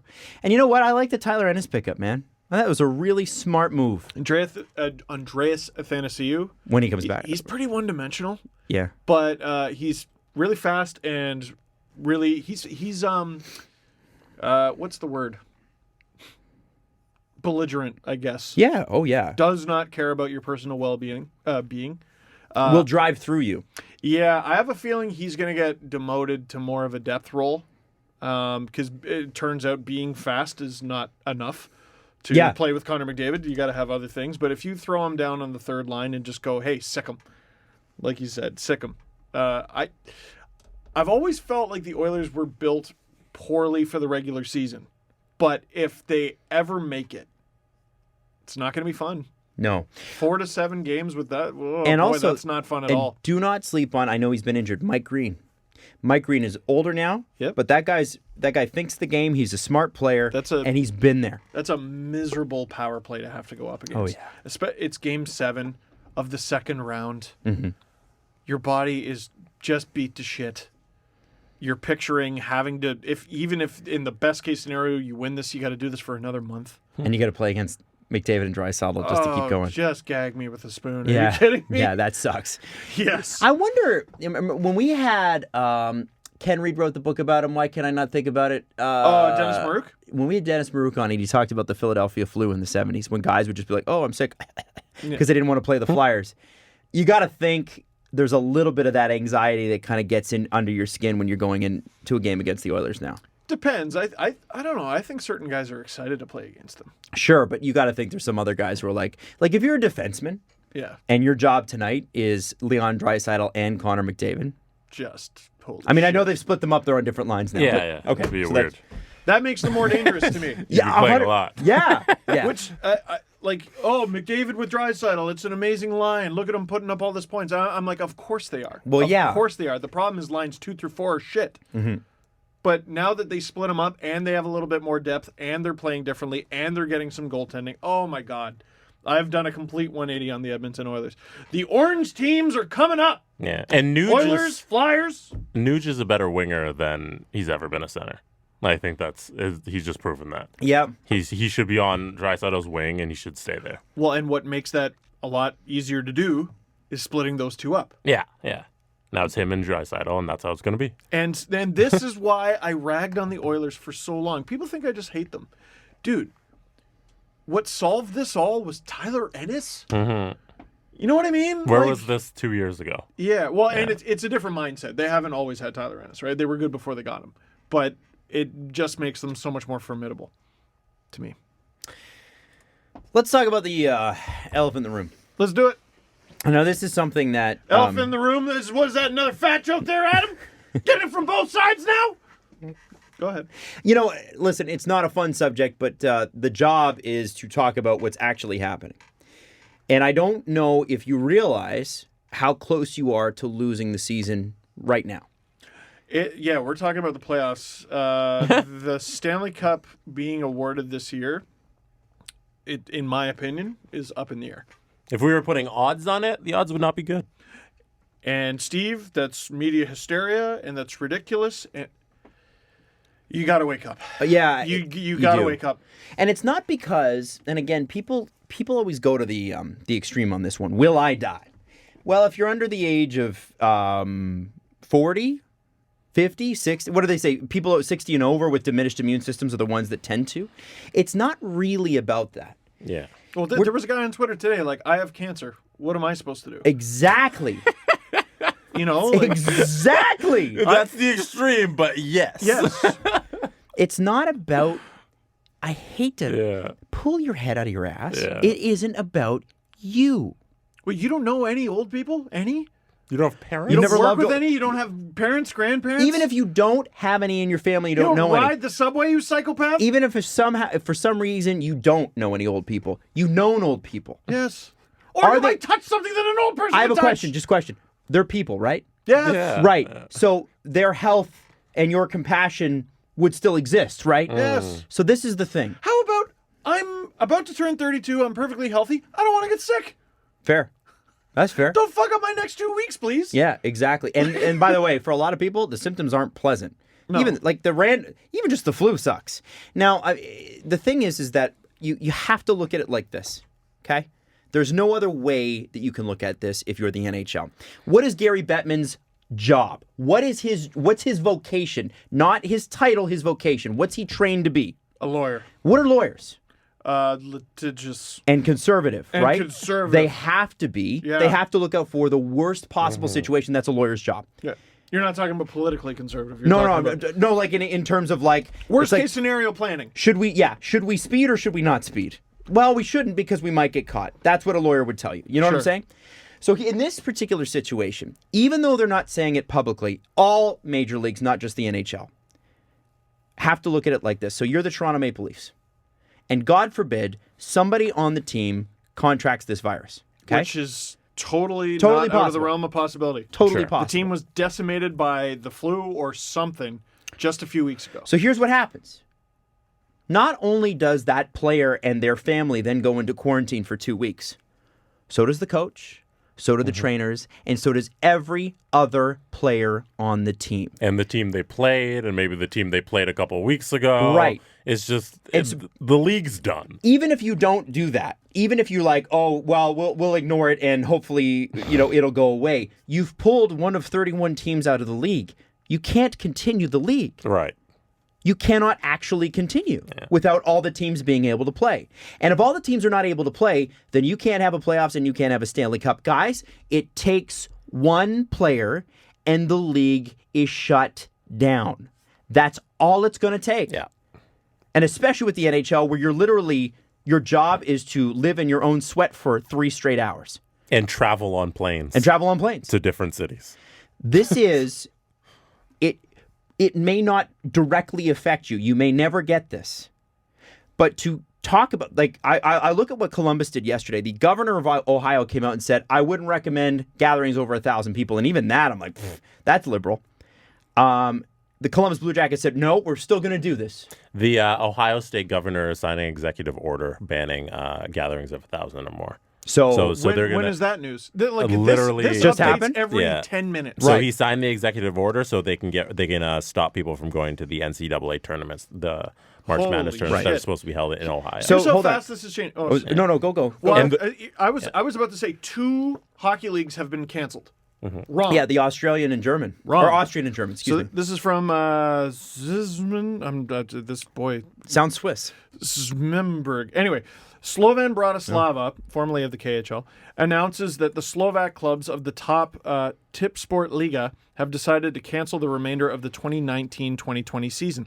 This means that 5 countries so far have canceled their hockey season. Austria, Germany, Poland, Norway, and Slovakia. And you might say to yourself, well, I don't give a shit about any of those leagues. Your team is probably going to look at drafting players out of at least 2 of them. And also, that's insane. Beyond that, And there's probably listeners from those countries. beyond as that, there are people that would make the argument, and there's a lot of North Americans who play for them. right, Sorry. and there are people that make the argument that, well, wait a second. I mean, it's a heck of a lot more intense in Europe, specifically countries like Italy, which are right across the Alps from Austria and Germany and whatever. Yes, but that's because that's right now. If you look at what's happening in New York right now, Governor Cuomo's already declared a state of emergency. Have none of you watched the movie? Well, and beyond that, no, it's not everybody. There's like 3 people in our mentions who are like, you guys are, this is phony and bullshit and whatever. Yeah. Let me tell you this. One player, any of these leagues, they're done. Yeah. One player. And, the NBA today, it was leaked that Adam Silver and the other owners are looking at, well, can we move games to cities that are not affected? Tomorrow, the Warriors are playing without fans. That came down around 2 p.m. Because San Jose is also now doing that too. That's going to be the first one. It's going to be fun to watch. I'm kind of excited to see it. It's going to be the wildest thing you've ever seen. Yeah. And they've shut down all Italian Premier League soccer, all of it. Guys, so Italy's been rammed by it. Yeah, Italy's done as a country. Like they've locked it down. Now the reason the reason Italy is because of Italy's always been for thousands of years a main shipping hub. Mm-hmm. So you're always going to have a cross section of people. Like actually, when the Black Plague came to Europe in the 12 or 1300s, it came on a Turkish ship to Italy first. Oh, is that? And it made its way up over the course of like a couple years to the rest of like Northern Europe and Eastern Europe and that sort of thing. Is that just the tale that's told? Well, I guess we'll never know. No, that's what they actually had reports on it because what happened was the ship showed up and there was one person still left alive. And that was recorded. The SSC play. No, it wouldn't have been that. But it was a ship that came. It was either Turkey or Africa. But essentially, what happened was it was a grain ship, and back then Africa supplied a lot of the grain. And so Northern Africa died on the journey? They died on and there's stories of from that time ghost ships just washing ashore and everybody dead. Now that is the Black Plague. Yeah, that is not very different. Coronavirus. But if you think of it like you're Gary Bettman for just a second, okay? You have 18,000 people in every arena, varying ticket sales or whatever. Can you rightly, in your mind, incur the risk as a lawyer that somebody contracts coronavirus, COVID-19, whatever you want to call it, at your game? Can you incur that risk? Because here's what you're saying. When you throw those games, you are saying to the general public, these are safe. When you have these games, the reason they have security is they're trying to guarantee your safety. And it becomes, again, I'm not a lawyer, but it becomes hairier when you have certain things like the governor saying, please don't do this. And then you do it anyway.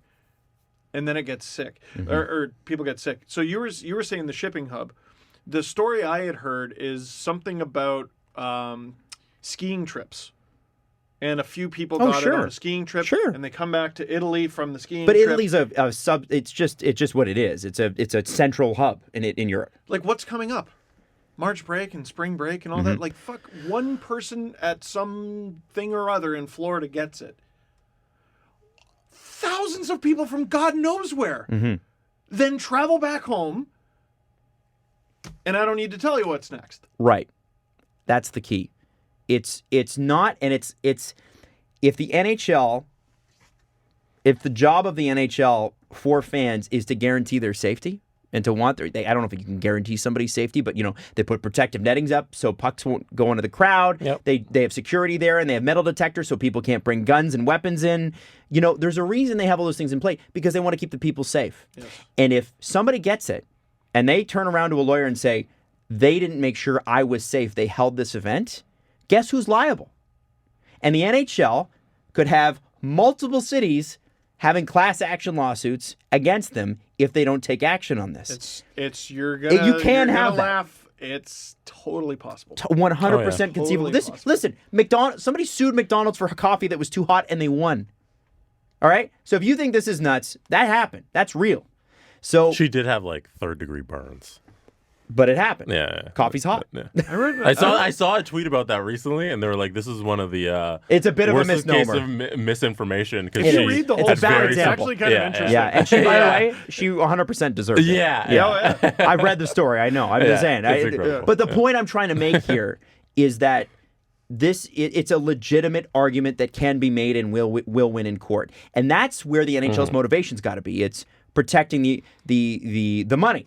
Now, there are owners in this league, and I would imagine Columbus is one of them, saying, we cannot lose this revenue, which is why they're so brash about the fact that, no, we're going to still host the games. It's still going to be normal. These teams, a lot of them, are just getting by the skin of their teeth.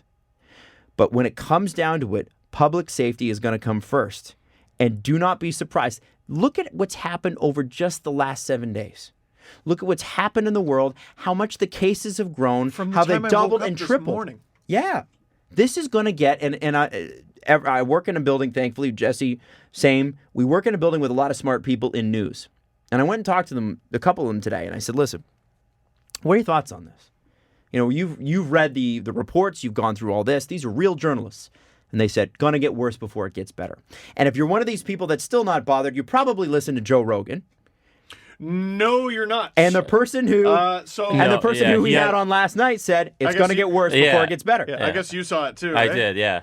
That scared the shit out of me. The who we had on is fascinating, very smart. Yeah, and again, Rogan's a bit of a minefield because he has on brilliant people and chuckle fucks. But I think that's his brand, right? Yeah, but this guy was like, no.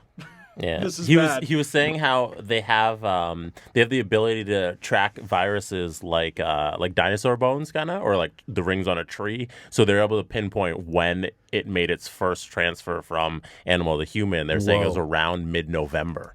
So if you think about, they're able to just go back and see, okay, it happened like this week-ish last year in 2019. And that's not that long ago. No, that's like what, 4 months, 5 months?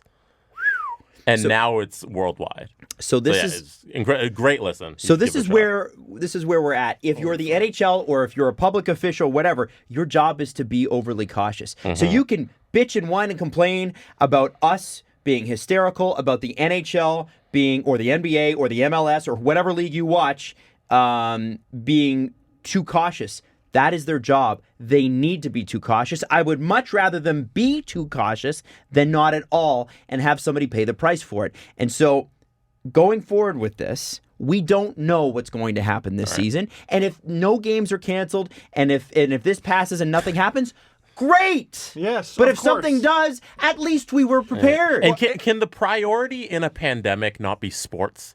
You know, like we shouldn't. Our priority shouldn't be on having a Stanley Cup award. They're not even depriving you of sports. They're depriving you of live sports. It should be our priorities here in a pandemic should be saving people's lives, and if that means not gathering glumps of 20,000 to save a couple more people's lives, we should do that. So it's not a bad thing. Don't stock up on toilet paper. Stop hoarding toilet paper. Go get a PS4 and play video games instead or something. Yeah. And also the flu has killed more people than this thing. That's like Thanos drops down from space and kills a guy, and you go, well, the flu has killed more people than Thanos. Yeah, now. Yeah, so far. Also, we can cure the flu. We have vaccines for that. This one doesn't have a cure. Right. It's just going to keep going. Yeah. And let me throw this out there with the flu argument, because I've seen a few messages, and they've all been very polite about this, because I think people knew we were going to talk about this. But the thing with the flu is the percentage is whatever the percentage is. The death rate, from what I've read, is between 4 and 40 times what the flu is. So more people have gotten the flu. True. But on a per capita basis, even if the difference is, even if 1%, let's just say, for instance, 1% of people die from the flu, which I believe it's somewhere close to that. I don't know. No. If coronavirus is 4% of people die per 1,000. 1% versus 4, that's 10 people versus 40 people. If you have 100,000 people, which, by the way, way more than 100,000 people are going to get this. 100,000 people, that's 4,000 deaths. If it's 1 million, it's 40,000 versus 10,000. That is a lot of people. So when you say, oh, it's the difference between 1 and 4%, we're not talking about save percentage. Yeah. We're talking about lives. And it's 4 times as many. So, and you know what else is going to age poorly? And I hate to do this because I have a ton of respect for the job and the people who are a part of the PWHA. What that statement that they put out is going to age so poorly, and I am shocked. Yeah, a lot of those people are my friends and coworkers. Dude, I am What the fuck are you doing? Time and place. Yeah. Not now. Exactly. No. So here's you should be concerned about, because what they're showing, and it's been funny, is the players standing behind a podium. I think in Calgary they had an actual line. Like a line drawn on the floor, like everything beyond here is lava. And it was funny to look at, but then I'm just looking at all these reporters packed in. And I'm like, man, No. So let me that's nuts. That's insane. No wonder they're trying to keep you So away. the Professional Hockey Writers Association is what we're talking about. This is the statement that they released on March the 9th, which is 2 days ago as of the recording of this show, almost to the hour. We, the entities covering pro and college sports in North America, are concerned with the developing international outbreak of coronavirus and the need to contain it. We understand the precautions may be necessary in the name of public health. Great. We are intent on working with the leagues and teams and schools we cover to maintain a safe work environment. Wonderful. If the quote stopped there, perfect. But it didn't. And this is where they went wrong. We also must ensure locker room access, which Absolutely not. we have negotiated over decades to players, coaches, and staff to not unnecessarily limit in either the short or long term. What the fuck were what were those first three sentences then? What do you mean unnecessary? We look forward to open communication with the leagues together as we deal with this serious health matter. Now, I get that people don't want their jobs changed. Sure. I get that people don't want to lose the access that they have because for a lot of people, their whole living is based on that. I understand that. But this is so incredibly tone deaf on so many levels. Let's talk about the hotel workers that are getting laid off right now because of this. Let's talk about all the travel and tourism. The Let's people talk who about are getting laid off because their employer are like, fuck you, I'm not paying your health insurance. right. And that's more stateside than here. Yes. Let's talk like for 1 second, guys. For 1 second. As Chris Johnson always says, and I believe he's a member, you work at the candy store. Yeah. Yeah. The toy store. You Yeah, work hey, at the toy store. You work at the best job in the world. You know what makes covering sports difficult? The absence of it. Do you want it to be harder to interview players or to not have games at all? Those are the options at this point. Like, we are having this conversation, man. It's that serious. And so for them to issue that statement, yeah, we're worried about the health, but what about us? Which is essentially what that statement is. I'm shocked and surprised that people who write so well, who have so much empathy and so much talent, did not have the introspection to say, maybe this isn't the time. Well, and so when did this come out? It was 2 days ago, 48 March hours ago. 9th. 48 hours ago. Yeah. I bet there are fewer people in the Pro Hockey Writers Association that support that statement now than 48 hours ago, and I bet by this time next week, they're going to feel embarrassed by it. But that's And for that everything that's going statement on. was signed by the Associated Press sports editors, Pro Football Writers of America, North American Soccer Reporters, United States Basketball Writers Association, Professional Basketball Writers Association, Pro Hockey Writers Association, and Baseball Writers Association of America. So all of them. it's not just It's hockey. not just hockey we're talking about yeah, here. and that's important. That's a very important detail. Yeah. It's every major Extremely. sports writing organization in North America signed that.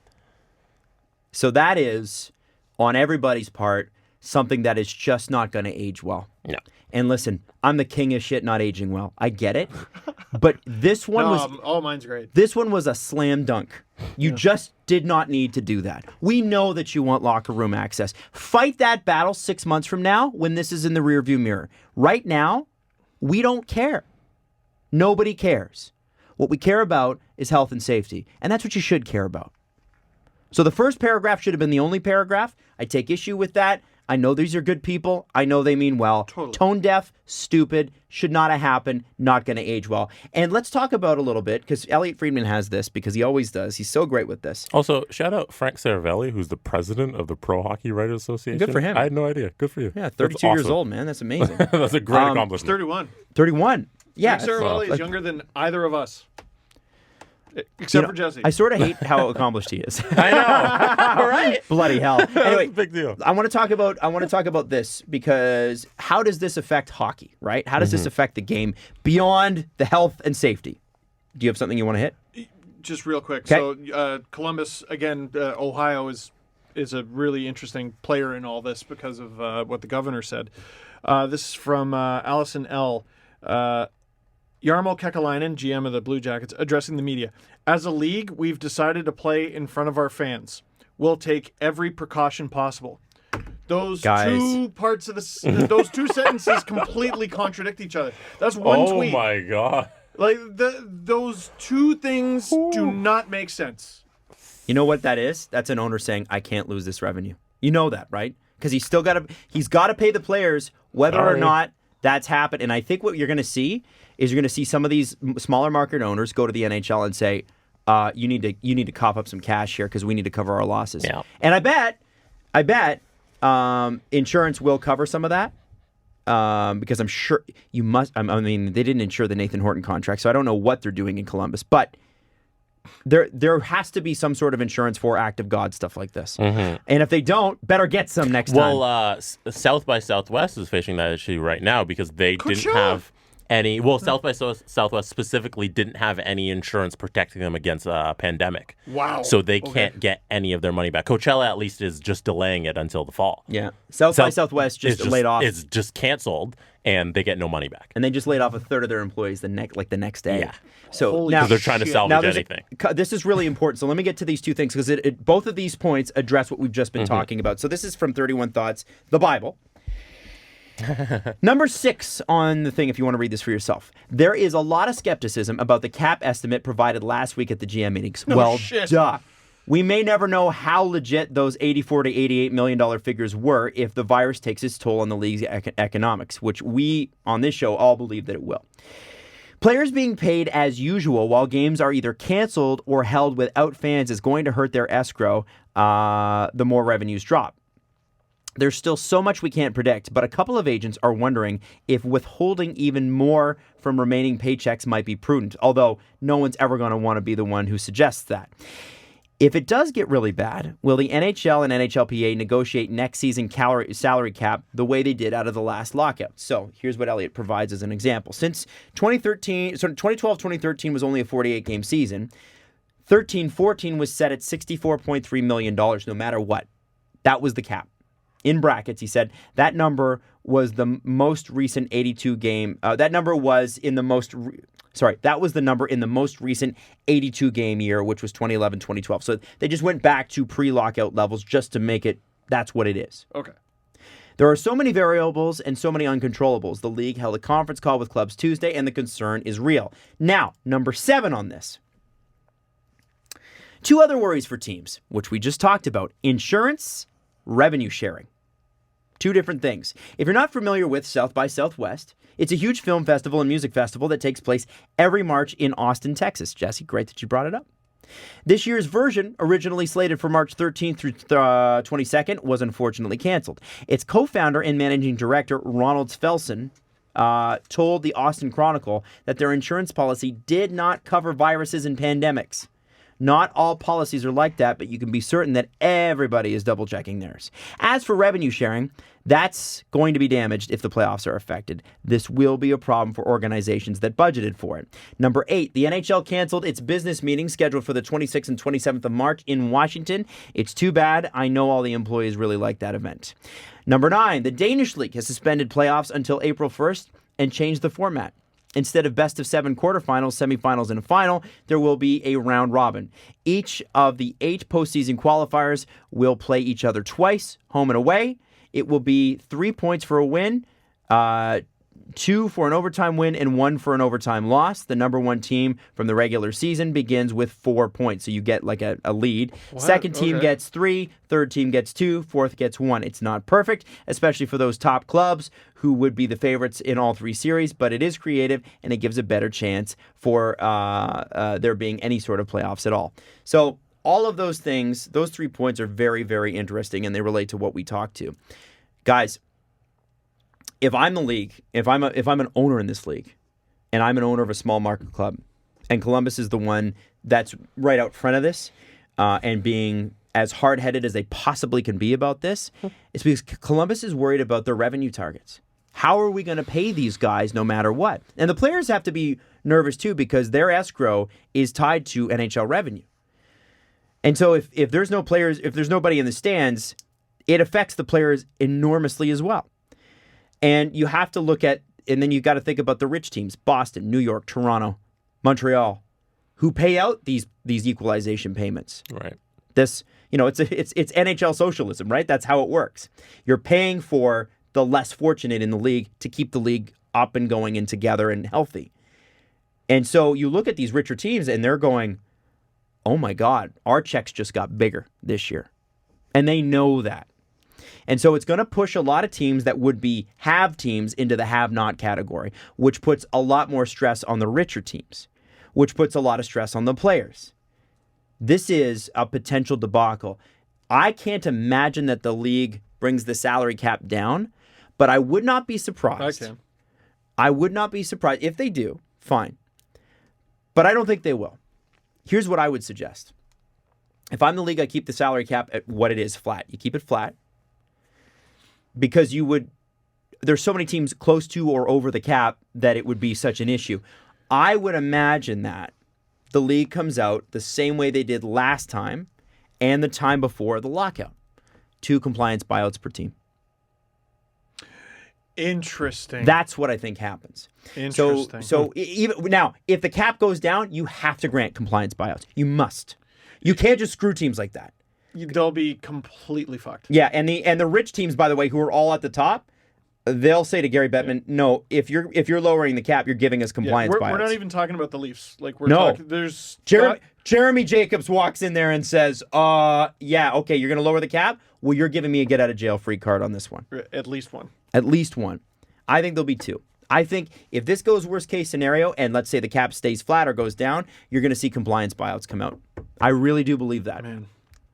It's a crazy, unprecedented time. I've talked to people who have been in this industry 35, 40 years. No one's ever seen anything like this. No. And the weird thing, and John Oliver did such a great job of explaining this on Last Week Tonight, the reason this spreads so quickly is because the symptoms are so minor for most people.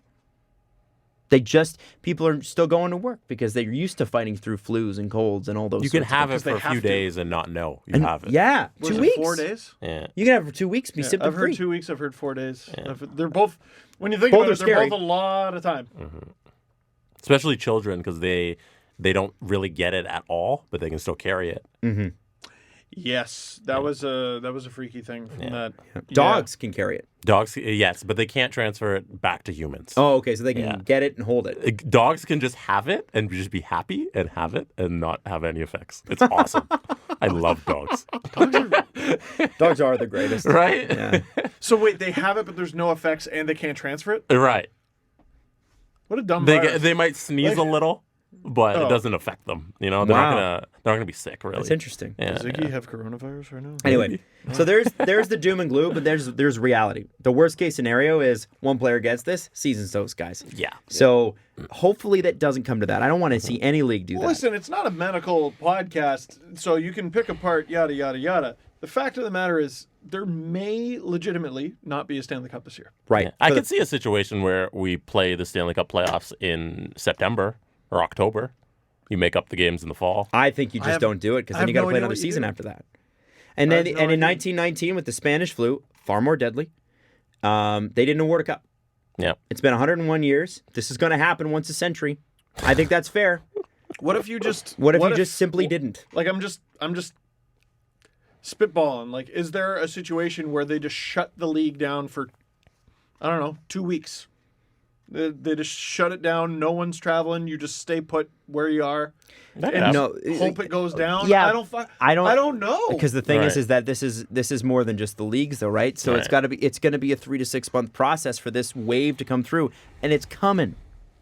It's happening in Italy right now. It's starting to happen in the UK. You're starting to see it really happen elsewhere. But guys, the wave's coming. I don't know how extreme it's going to be, but it's coming, and it's going to be more than 2 weeks. Going to last longer than 2 weeks.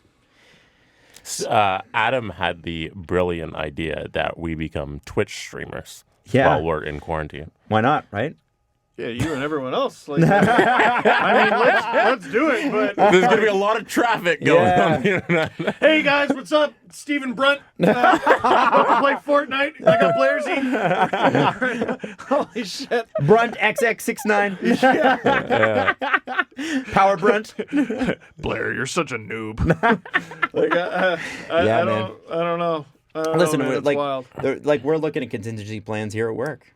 Thank God technology is easy, right? You know what's going to be fun when the Leafs are in the first round and they score an amazing goal and Joe Bowen has his magical goal call and you hear his echo Oh yeah. in the building It'll because just no be one him. else is there. Wow. Marner! Would he have to do it from a TV screen? I have no fucking idea. Like, how He's would done he it be from allowed a TV in? screen before. They're flirting with the idea of not flying around broadcasters either. So just people who are stationed in the city would do all of the games that are in that city, I'd like to hear Joe Bowen on a national game, right? especially against the Canucks, because we always get Jim Houston versus the Canucks when the Leafs play the Canucks. So if the Leafs play the Canucks again, actually, I don't think they do. It'd be nice to have Canucks Bowen. Yeah, oh You my want to God, hear a that'd be homer? amazing. Jakob Markstrom, Civ. He never insults the other team. No, he doesn't. No. He's good that way. He's not like Jack Edwards, who was like, this guy deserved egregious hit. I love listening to Bowen and Jim Ralph because on the radio because it's great to me because I can't see it, but the Leafs have however many, like let's say the Leafs take 200 penalties a year. In their eyes, the number's closer to 25. It's closer to 25. Those guys, Jim Ralph is always, I don't know. I don't know. He's the love perfect it. counterweight to Joe Bowen. If you've never heard Joe Bowen, if you're not from Toronto, Joe Bowen is the most energetic person in the world calling a game. And he's almost like, who's the guy in Buffalo who's also Rick Score! Jenneret. Yeah, he's like that kind of energy. Yeah. And Jim Ralph is the polar opposite in energy. Well, you know, like you hear Matthews, and well, he scored. What a shot What from a shot. Matthews. It's great. It was a great shot. The other day, he was like, man, Travis Dermott takes way too many penalties. And I'm like, Jim Ralph? Wow. Travis Dermott, like, he should be in jail. If Jim Ralph thinks a Leaf takes too many penalties, that Leaf should be in prison. That's right. Jim Ralph, former goalie for the Leafs too. Oh, Back in the 70s. Anyway, that's the doom and gloom discussion. And there will probably Why be more. not? There'll probably be more. Sorry, it sounded like you were setting that up. Okay. Do we want to get to the press conference or are we going to leave it? I think it's about time we wrapped up the show. All right. Oh, shit. Yeah. It's quarter after. Yeah, Yeah, I think you had You got to get out of places, here. right? Get the hell out. Bye, Steve. All right, we'll see you Sunday, guys. All right.